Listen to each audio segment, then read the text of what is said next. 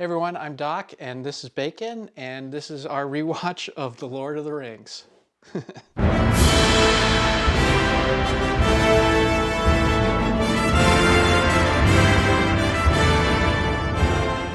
All right, so for those of you keeping track at home, the weather outside in Portland is extremely cold and covered with snow. Luckily, my power just came back on, and so I figured I'd churn out a few episodes. Picking up where we left off last time, we're at minute 29:14, and so I'm going to go ahead and press play. So this is Bilbo as he's about to leave. That looks that looks a little fake. Maybe in a studio somewhere in New Zealand.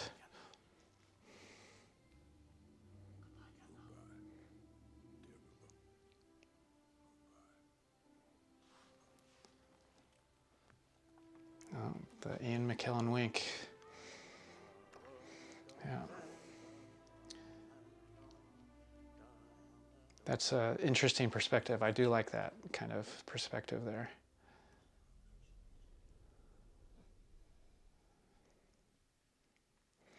Ah, the ring. This is a cool moment too.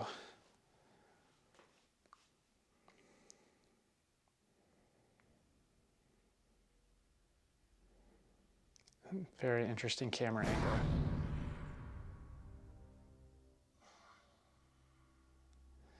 It's Gandalf's temptation now.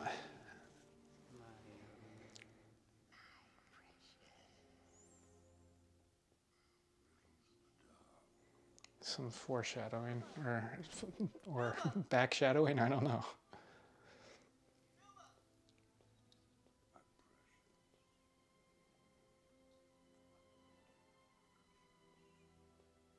He's gone, hasn't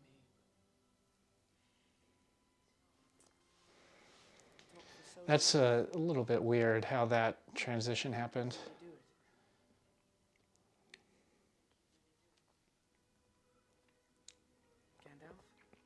Frodo learning that Bilbo left without him, without saying goodbye.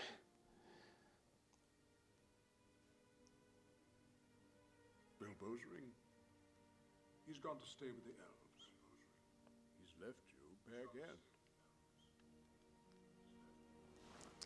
It's unclear. Did Frodo even know about the ring? The ring is yours now. But it's somewhere out of sight. Where are you going? There's some things that I must see to. What things? Questions. Questions that need answering. You've only just arrived. I don't understand. Yeah, you only just arrived. Neither do I.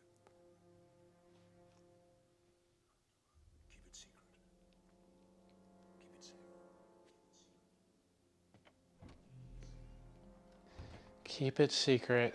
Keep it safe. Keep it secret, keep it safe. There's an important thing missing there.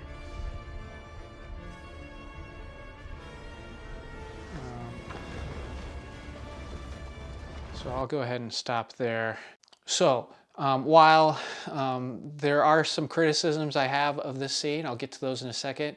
This really was and is the last moment in the film where I actually trusted that this was going to be good. I still believed after this intro, despite the opening monologue, that this was going to be a good movie. But that quickly changes in the subsequent scenes. But I do like that it kind of it showed the idea that Gandalf knew that the ring was dangerous. He knew he couldn't touch it himself. He was tempted to touch it, so it conveys that, but he chose not to, and felt that it was safer that the hobbits handle it, maybe because he doesn't like hobbits, or maybe because he knows that their innate goodness of heart will help protect them. But I also think that there is a mistake here in how he adapted this, because again, assume that you don't know anything about the books, don't know anything about the story, and all you know about the ring is what you were told at the beginning. Well, you were told that the ring is a very evil ring. And it seems like Gandalf knows about the ring. So why is he leaving it? Where is he going? This is a place that I feel like could have been condensed, where we could have set Frodo off on his journey, you know, soon after this. Did we really need all of this backstory now, where I know in the books he does a lot of research, and actually a number of years pass before he returns and has learned enough about the ring to confirm his worries. That's something you're able to do in the first of 3 novels, but it's not something that you have the luxury of doing in even a 3-hour movie. And so why not just set him on his journey, you know, like from these events, or like just move into that very quickly? Or there needed to be a better way of transitioning from, okay, the ring has been handed off, to the point where the writers start coming after it. It just wasn't. I don't like the way they end up handling it through these next few scenes. It's clunky. I also don't know, why doesn't he warn him not to use the ring? He says, keep it secret, keep it safe.